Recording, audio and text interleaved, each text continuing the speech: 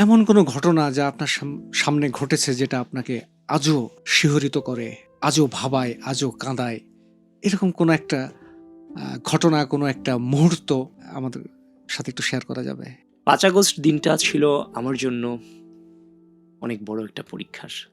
হুম, আমি যে ফিরে আসছি এটা খোদা তাআলার এক অলৌকিক যে নির্দেশনায় হয়তো আমি ওখান থেকে ফিরে আসছি। আমার ফিরে আসার কোনো সুযোগ আল্টিমেটলি সেদিন ছিল না চাঙ্খারপুল থেকে।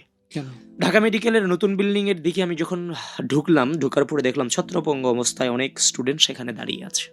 তখন আমি উপস্থিত যারা ছিল আমরা সম্মিলিতভাবে বললাম যে আমরা এখানে একটা স্পিচ দিব, কথা বলবো। আমরা আবার এই চাঙ্খারপুলেই নামবো। কারণ আমাদের হুম, পেছনে ফেরার কোনো সুযোগ নাই। আমাদের হাতে আছে না লাঠি, না আছে আমাদের হাতে গুলি। আমাদের আছে শুধুমাত্র আছে ৩.৫ হাত বড়ি আর সাহস।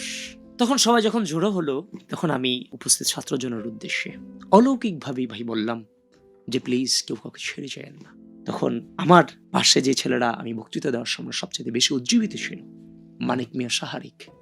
তখন আমি জানতাম না ছেলেটা মুন্সিগঞ্জ পৌর ছাত্র দলের সদস্য সচিব। তখন আমি জানতাম না সেই ছেলেটা সর্বপ্রথম পুলিশের স্নাইপার এটাকে ঠিক আমার চোখের সামনে লুটিয়ে পড়ল।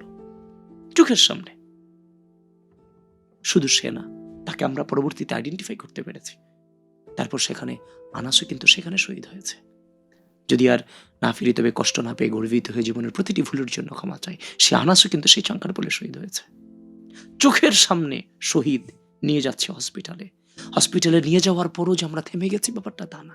তো এই পুলিশের গুলির মুখে দাঁড়িয়ে আমরা যুদ্ধ করলাম প্রায় ঘন্টাখানেক। হওয়ার পরে শাহবাগে গিয়া যখন শাহবাগ চত্বর অবস্থান নিলাম, অবস্থান নিয়ে স্লোগান ধরলাম, এই মুহূর্তে খবর এলো খুনি হাসিনা পালিয়ে গেল।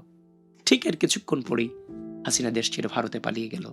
এবং যারা আমার সাথে রাজনৈতিক জুনিয়র যারা ওঠা বসা করেছে, আমি সবার সাথে যখন খুব ক্লোজলি মিশেছি তখন আমি বলতাম যে আমার একটাই স্বপ্ন, যে রাজপথ দখল করতে এত কষ্ট হচ্ছে আমাদের, একদিন সেই রাজপথ আমাদের দখলে আসবে। সেদিন আমি রাজপথে, হাসিনা পতনের পরে আমি রাজপথে ঘুমাবো। শুধু আমি রাজপথে ঘুমাবো, আমার আর কোনো কাজ নেই। হুম।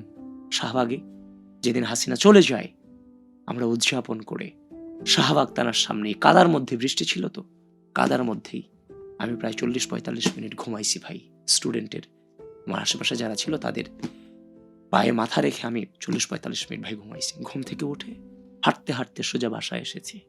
সরকারে যাইনি, মন্ত্রণালয়ে যাইনি, তারপর বিভিন্ন টেন্ডার, বিভিন্ন বাণিজ্য এগুলো আমরা করতে যাইনি, সোজা বাসায় ফিরেছি।